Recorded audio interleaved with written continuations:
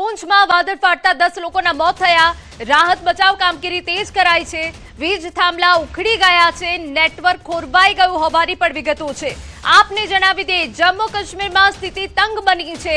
ખાસ કરીને સુરનકોટની આસપાસના વિસ્તારો જે સંપર્ક વિહોણા થઈ ગયા છે। આગ ફાટ્યું છે, જેના કારણે અનેક જે વાહનો છે, ઘરો છે, તણાઈ ગયા છે। અત્યારે જે વિગત મળી રહી છે તે પ્રમાણે વાદળ ફાટતા 10 લોકોના મોત થયા છે। રાહત અને બચાવ કામગીરી પણ તેજ કરવામાં આવી છે। વીજ થાંભલા ઉખડ્યા છે, નેટવર્ક પણ ખોરવાઈ ગયું છે। रात की बारिश की वजह से हमारा बहुत सा नुकसान हो गया। हमारा सर्विस स्टेशन बह गया, आटा चक्की बह गई और हमारी वेल्डिंग की शॉपें और हमारी कुछ गाड़ियां भी बह चुकी हैं। तो हम यही अपील करते हैं कि या तो हमारा लोन माफ किया जाए और या हमें हमारा बिजनेस स्टैंड वापस किया जाए। पुंछ जिले में कल देर रात से हो रही भारी बारिश और आज सुबह तक जारी बारिश ने भारी तबाही मचाई है। बात करें तो अगर पुंछ की, तो पुंछ में जो है पुलिस नदी की पानी जो उफान पर आया और पुलिस नदी के किनारे कुछ दुकानें, वर्कशॉप और एक मस्जिद थी, वो बह गई। वहीं आप देखें तो जो है सुरनकोट तहसील में जो है एक मकान गिरने से एक 18 साल के युवक की मौत हो गई है। पुंछ के गाँव नूनामानी में एक महिला की मौत हुई है। कुल 2 मौतें हुई है और कई लोग घायल हुए। वहीं बात करें तो पुंछ में अभी जो है पुलिस नदी में जो एक भैंस फंसी थी, उसको एसडीआरएफ और आम लोग निकाल रहे हैं और बड़ी संख्या में लोग जो है यहाँ पर आप देख सकते हैं नदी के किनारे जो है इकट्ठे हैं। नदी का पानी अभी भी काफी बढ़ा हुआ है क्योंकि देर रात जो बारिश हुई थी उससे काफी जो है नदी उफान पे आ गई थी और उसके बाद से जो लगातार जो है जहाँ पर पानी जो है जल स्तर बढ़ रहा है। जिले के कई इलाकों में जो है भूस्खलन हुआ है, कई रास्ते बंद हैं और कई वाहन जो है वो बह गए और काफी जो है लोगों को परेशानी का सामना करना पड़ रहा है। वहीं पुलिस की तरफ से जो है या लगातार अनाउंसमेंट करके लोगों को नदी नालों से दूर रहने का आग्रह किया जाए क्योंकि अभी भी बारिश का जो है जो भविष्यवाणी हुई है उसके मुताबिक जो है अगले कई दिनों तक बारिश होने वाली है और कहीं ना कहीं इस तरह की और समस्या पैदा हो सकती है, जिसको लेकर लोगों को सतर्क भी किया जा रहा है। एसडीआरएफ, एनडीआरएफ जो है वो भी अपने काम पर लगी हुई है ताकि कम से कम जो है लोगों को नुकसान उठाना पड़े। Munish Sharma, news 18 network, Poonch.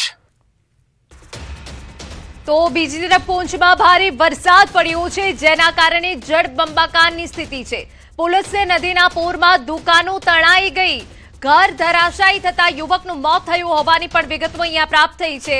આપને જણાવી દઈએ, ભૂસ્ખલનથી અનેક રસ્તાઓ બંધ, બચાવ કામગીરી માટે તંત્ર એલર્ટ છે।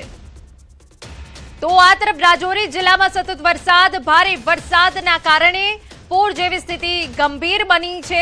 નવશેરામાં મનાવર નદીની જળસપાટી વધી છે। નીચાણવાળા જે વિસ્તારો છે બેટમાં ફેરવાઈ ગયા। વધતા જળસ્તરના કારણે લોકોમાં ભયનો માહોલ છે। પ્રશાસન એલર્ટ પર છે। રાહત બચાવ કામગીરી શરૂ કરવામાં આવી છે। નાગરિકોને સાવચેત રહેવા માટે અપીલ કરાઈ છે। આ તરફ કિશ્તવાડમાં અતિ ભારે વરસાદ પડ્યો છે। ભારે વરસાદને પગલે નદીઓ ગાંડીતુર બની ગઈ, સમગ્ર જનજીવન પણ અસ્તવ્યસ્ત થઈ ગયું છે। પૂંછમાં ભારે વરસાદથી જળબંબાકાર, રસ્તા બજારો વરસાદી પાણીમાં ફેરવાઈ ગયા। ઘરો દુકાનોમાં પાણી ઘૂસી ગયા છે। સામાન્ય જનજીવન પણ ખોરવાયું છે। સ્થાનિકોને ભારે હાલાકીનો સામનો કરવાનો વારો આવ્યો છે। તો આ બે અલગ અલગ તસવીરો અમે જમ્મુ કાશ્મીરના અલગ અલગ વિસ્તારમાંથી બતાવી રહ્યા છે કે જ્યાં એક તરફ સુરનકોટ કે જ્યાં વાદળ ફાટ્યાની ઘટના બની છે, જેના કારણે અનેક વાહનો અને મકાનો તણાઈ ગયા છે। 10 લોકોના મોત થયા હોવાના અહેવાલ છે। બીજી તરફ રાજૌરી કે જેની આસપાસના વિસ્તારમાં ભારે વરસાદ પડ્યો છે, જેના કારણે નીચાણવાળા જે વિસ્તારો છે જળમગ્ન થઈ ગયા છે, લોકો ફસાઈ ગયા છે। જો કે રાહત અને બચાવ ટીમ તેમના સુધી પહોંચી છે। લોકોને સ્થળાંતરિત કરવાની પ્રક્રિયા જે છે શરૂ કરવામાં આવી છે।